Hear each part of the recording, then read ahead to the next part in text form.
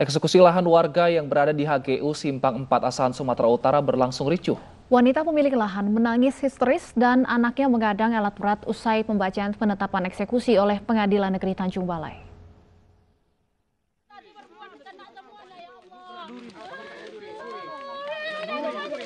Anak wanita pemilik lahan termohon Abdul Majid Hasibuan ini menangis histeris dan berguling. Ia histeris usai pembacaan penetapan eksekusi oleh Panitera Pengadilan Negeri Tanjung Balai di lahan HGU PT Padasa 6 Utama Tanjung Balai, Sumatera Utara.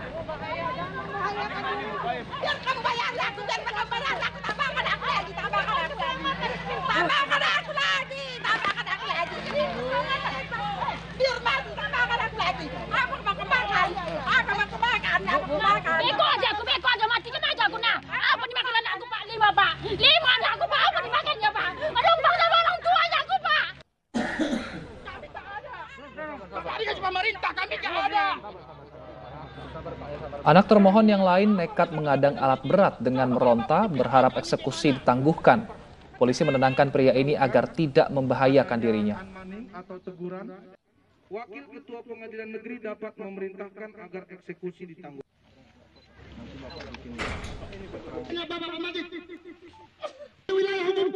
Kepala desa mana kepala desa? Ini Pak Silomdom ini, kami berpajak sama Silomdom. Saya tidak pernah berjanji. Saya tidak pernah berjanji. Di sini punya Silomdom ini bukan punya Soekarno. Anak termohon berharap hak mereka dikembalikan karena selama ini mereka membayar pajak meski hanya memiliki surat keterangan tanah dari camat setempat. Meski sempat ricuh, akhirnya eksekusi berjalan lancar setelah mendapat pengawalan ketat aparat keamanan dari kepolisian dan TNI. Kepala desa mana ini Pak Silomdom ini, kami berpajak sama Silomdom. Saya tidak pernah berjanji. Kita ke informasi lain, pemirsa. Jaksa Pinangki Sirna Malasari terdakwa kasus suap terkait Joko Chandra menangis dalam sidang lanjutan dengan agenda duplik. Pinangki meminta hakim meringankan vonisnya nanti. Dalam sidang lanjutan agenda duplik atas kasus suap fatwa Mahkamah Agung Joko Chandra, Pinangki meminta hakim meringankan vonisnya nanti yang akan diputuskan pada sidang 8 Februari mendatang.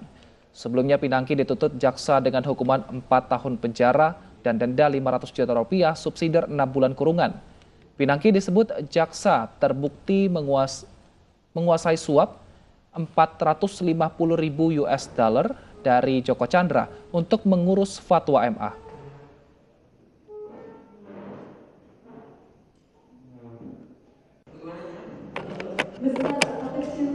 Ex-anggota Hizbut Tahrir Indonesia atau HTI akan dilarang terlibat dalam pemilu. Aturan sedang dibahas di DPR dalam RUU Pemilu sehingga menyamakan ex-HTI dengan ex-PKI yang sama-sama dilarang mencalonkan diri untuk Pilpres hingga Pilkada.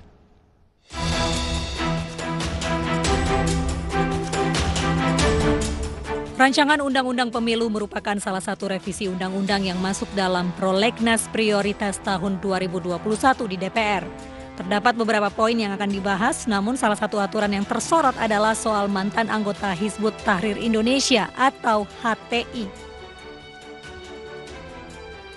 Rencananya akan dibuat aturan larangan ikut pemilu bagi mantan HTI yang resmi dibubarkan 19 Juli 2017 oleh pemerintah. Aturan tertuang dalam draft pemilu pasal 182 tentang syarat pencalonan yang melarang mantan anggota HTI mencalonkan atau dicalonkan dalam pemilu. Salah satu pimpinan DPR, Sufmi Dasko, menyampaikan bahwa pembahasan larangan mantan anggota dalam tahap pengkajian. Iya, termasuk itu kita sedang kaji untuk kemudian nanti kita akan bahas bersama-sama di Komisi 2. Kami juga sudah sedang menghitung dan juga sedang kami kaji dan sedang kami minta pendapat-pendapat dan komunikasi dengan partai politik lain. Draft RUU Pemilu yang saat ini sedang dibahas menyetarakan ex-HTI dengan ex-PKI dalam hal pencalonan. Ex-Partai Komunis Indonesia juga termasuk organisasi yang dilarang sehingga bekas PKI atau orang yang terlibat langsung dalam G30 SPKI juga dilarang mengikuti Pilpres hingga Pilkada. Tim Liputan iNews melaporkan.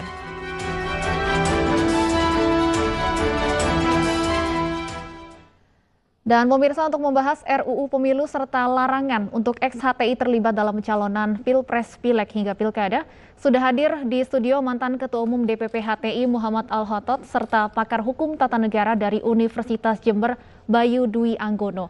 Kami juga masih berusaha menghubungi anggota Komisi 2 DPR RI, namun hingga kini kami belum mendapatkan respon dari anggota Komisi 2 DPR. Baik, saya langsung ke Pak Al-Khotot terlebih dahulu. Sebelumnya saya sapa dulu. Assalamualaikum. Terima kasih Pak Al-Khotot dan Pak Bayu sudah bergabung bersama kami di ini sore. Saya minta tanggapan Pak Al-Khotot, silakan tanggapannya terkait dengan RUU Pemilu. Salah satunya usulannya ini adalah ex-HTI dilarang untuk mengikuti pemilu baik itu Pilpres, Pilkada maupun juga Pileg. Ya, yang pertama, kalau ini benar-benar ya RUU ini disahkan atau saya nggak tahu nih sampai taraf mana sekarang ini ya, sudah masuk prolegnas atau belum gitu ya. Tapi ini gagasan ini saya kira akan membuat Indonesia menjadi negara primitif gitu ya, karena ini bertentangan dengan deklarasi HAM yang sudah diumumkan pada tahun 1948 ya, bahwa setiap warga negara itu punya hak untuk ikut serta di dalam memilih wakil rakyat ataupun pemerintah ya. Dan HTI ini ya memang kan nggak bisa disamakan lah dengan PKI. Pertama, HTI itu ormas ya, sedangkan PKI itu partai yang sudah pernah melakukan pemberontakan dan pembantaian jenderal-jenderal kita dan juga pembunuhan terhadap para kiai-kiai kita. HTI itu nggak pernah membunuh satu jenderal pun dan tidak pernah membunuh satu kiai pun. Nah, kok bisa disamakan? Nah, masalah pelarangan kalau PKI itu kan sudah selesai, sudah ingkrah ya. Kalau HTI itu kan belum ingkrah. Artinya masih dimungkinkan untuk perjuangan hukum. Ini tapi tentunya ini terserah dari kawan-kawan HTI. Kalau saya kan sudah ya, sudah nggak punya wewenang apapun di HTI ya. Kalau dikatakan kemudian HTI, pengurus dan anggotanya bertolak belakang dengan konsensus dasar bangsa Indonesia, bahkan hendak menggantinya.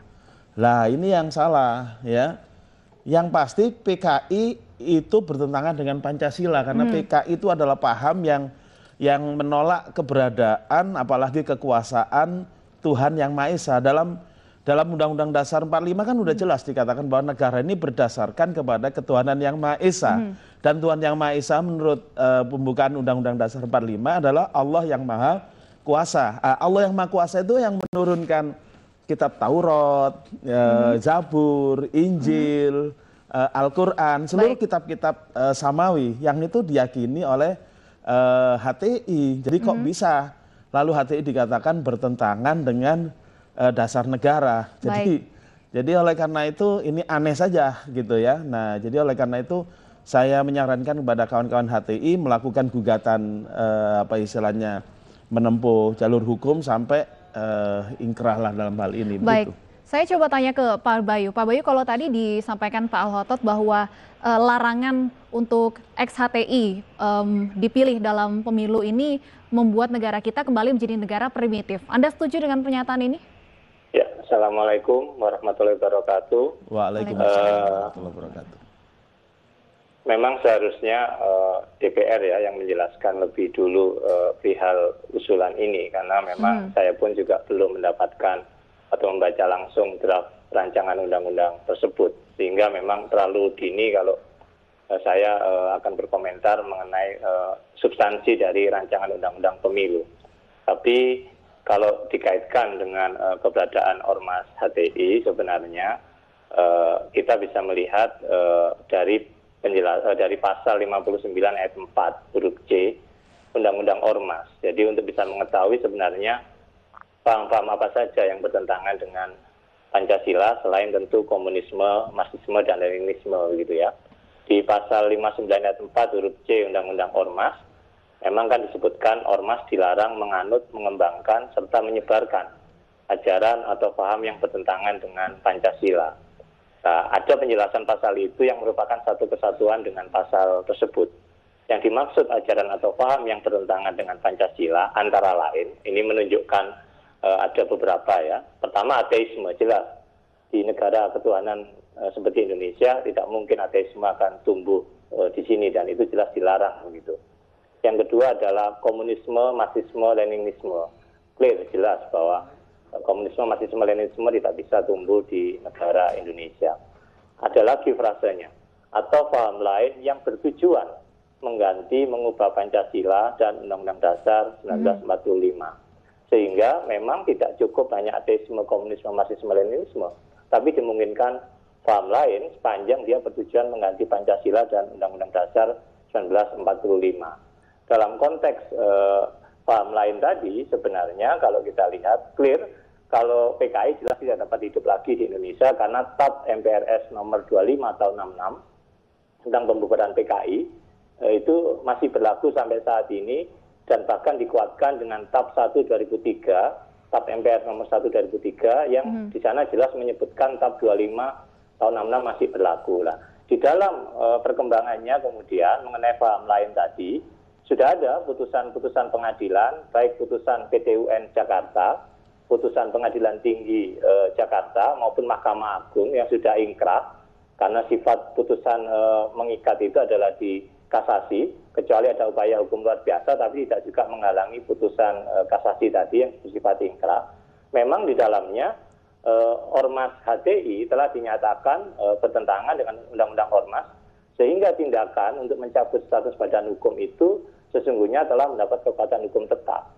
Dengan demikian, memang keberadaan Ormas HTI sudah tidak lagi diakui dalam sistem hukum Indonesia berdasarkan putusan Mahkamah Agung yang terakhir yang dibuat ketika bagian dari kasasi yang diajukan oleh pemohon. Artinya sudah inkrah ya sebenarnya pembubaran ini? Ya, putusan Mahkamah Agung nomor 27 tahun 2019 tanggal 14 Februari 2019. Dengan demikian sebenarnya perdebatan apakah Ormas HTI itu masih legal atau tidak legal sebenarnya tinggal mengacu saja kepada putusan Mahkamah Agung nomor 27 tahun 2019 tanggal 14 Februari 2019, dan itu adalah putusan terakhir dalam upaya hukum yang bisa ditempuh. Baik, itu kan terkait dengan status legalitasnya. Artinya kalau kemudian sekarang dalam RU yang diusulkan ex-HTI dikatakan dilarang mengikuti pemilu, pandangan Anda seperti apa, Pak Bayu? Saya sebenarnya melihat pada undang-undang pemilu yang ada sekarang, sebenarnya letak untuk kemudian melakukan filter, melakukan verifikasi, itu ada di partai politik. Kalau kita lihat pasal 240 Undang-Undang 7 2017 tentang pemilu, sebenarnya kan sudah ditentukan persyaratan bakal calon anggota DPR, DPRD Provinsi, DPRD Kabupaten Kota maupun Dewan Perwakilan Daerah. Yang pertama adalah memenuhi syarat setia kepada Pancasila, Undang-Undang Dasar, NKRI, Bhinneka Tunggal Ika, tidak pernah dipidana penjara dengan putusan yang ingkrah hukuman 5 tahun atau lebih, di mana sepanjang mengungkapkan pada publik maka tidak ada persoalan, dan menjadi anggota partai politik peserta pemilu. Di mana di dalam pasal 241-nya, partai politik melakukan seleksi bakal calon anggota DPR, DPRD Provinsi, DPRD Kabupaten Kota. Dan bahkan kemudian seleksi itu demokratis terbuka. Kemudian pasal 248-nya, KPU melakukan verifikasi terhadap kelengkapan kebenaran dokumen. Jadi menurut saya, tugas ada di partai politik sebenarnya. Partai politik kan dalam merekrut anggota tentu harus melihat pada pemenuhan persyaratan-persyaratan calon anggota tadi. Jadi harusnya memang partai politik yang berada di depan dalam melakukan seleksi tersebut untuk melihat bagaimana pemenuhan persyaratan calon anggota DPR, DPRD, DPD. Artinya maksudnya persyaratan larangan ex-HTI ini tidak perlu sampai dimasukkan dalam undang-undang begitu, Pak Bayu? Ada beberapa alternatif mengenai berbagai pola ya dalam konteks persyaratan. Persyaratan-persyaratan tersebut sudah pernah dicoba dengan berbagai pola. Dan pola yang terakhir sebenarnya kita belum melihat peran partai politik. Seharusnya partai politik yang berada di depan bagaimana melakukan rekrutmen kader, seleksi calon anggota legislatif. Harusnya titik bebannya ada di partai politik, sehingga ini tanggung jawab ada di partai politik ketimbang membuat aturan-aturan lain yang sebenarnya masih bisa diefektifkan melalui partai politik. Begitu, Mbak. Baik, saya kembali ke Pak Al-Khotot. Anda sendiri sempat mengajukan diri sebagai caleg ya pada Pileg 2014. Pernah ya, dan diterima. Dan diterima oleh partai politik pada saat itu. Nggak dilarang kok. Walaupun pada saat itu memang HTI sendiri statusnya masih belum dilarang. Iya, kok bisa sebelum itu nggak dilarang, terus kemudian sekarang dilarang. Alasannya bertentangan. Ada pertimbangan dari partai alasannya politik. Kok bertentangan dengan Pancasila.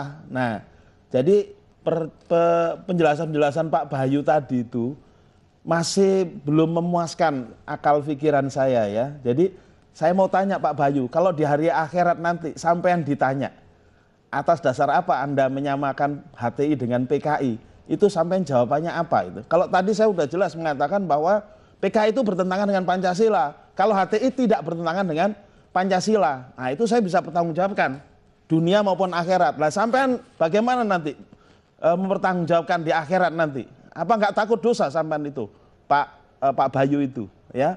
Nah, jadi bagaimana solusinya sebenarnya, ya?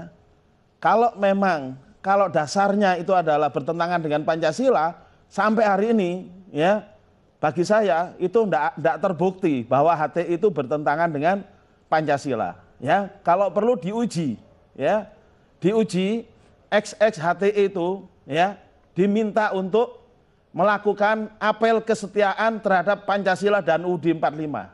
Nah, saya tantang Pak Bayu, termasuk Pak Bayu juga harus diuji.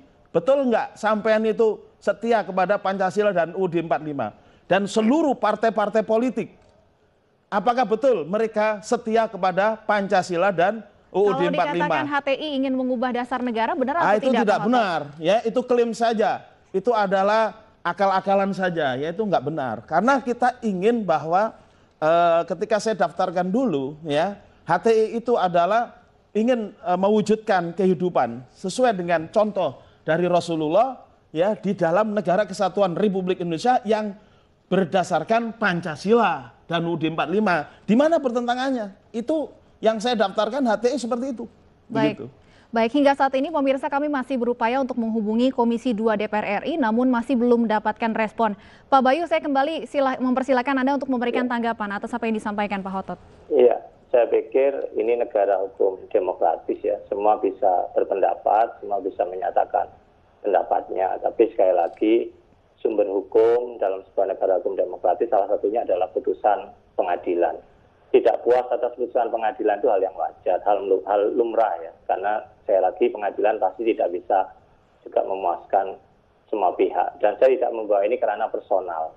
Saya menyampaikan di sini apa yang ada di dalam putusan pengadilan. Kalau kita lihat keberadaan putusan Mahkamah Agung itu kan bukan putusan yang serta-merta ada. Ketika kemudian pemerintah melalui keputusan Kementerian Hukum Asasi Manusia mencabut status badan hukum perkumpulan HTI, sudah ada persidangan yang terbuka di PT UN Jakarta, semua pihak dengan asas audi et altera partem, semua pihak didengar pendapatnya, baik penggugat, baik tergugat, ada juga saksi, ahli, dan lain sebagainya. Putusan PT UN Jakarta mengesahkan pembubaran HTI. Majelis menganggap SK Kemenkumham pembubaran HTI sudah sesuai dengan aturan. Bahkan di sana pertimbangan putusannya tidak bisa sebutkan, sangat lengkap. Bukti-buktinya juga diulas. Saya pikir kita semua bisa membuka putusan itu karena putusan itu terbuka untuk umum. Kemudian ketika banding PT UN Jakarta juga sama, dikuatkan kembali. Ada banyak sekali argumentasi di sana. Mahkamah Agung pun juga demikian. Kalau itu masih kita anggap akal-akalan, menurut saya buat apa kita ada negara hukum kalau kemudian pendapat pribadi lebih didengar ketimbang pendapat hukum oleh lembaga negara. Begitu, Mbak. Baik, Pak Bayu, Pak Hotot ini masih berupa draft, masih berupa rancangan. Singkat saja Pak, harapan Anda tentunya dengan draft RUU yang masih dibahas di Balik saat ini? Ya, harapan saya seluruh anggota DPR itu acuannya adalah ketuhanan yang Maha Esa, ya, bukan nafsu politik atau kepentingan politik masing-masing, ya, yang kemudian bersembunyi di balik undang-undang atau hukum, keputusan hukum. Hal-hal yang legal seperti itu sebenarnya belum menyentuh rasa keadilan di tengah-tengah masyarakat, ya. Ingat, hidup kita tidak hanya di dunia, tapi juga sampai ke akhirat. Itu aja yang saya ingatkan. Terima kasih. Baik, sayang sekali waktu kita terbatas. Terima kasih Pak Hotot dan Pak Bayu sudah bergabung bersama kami di Indosore.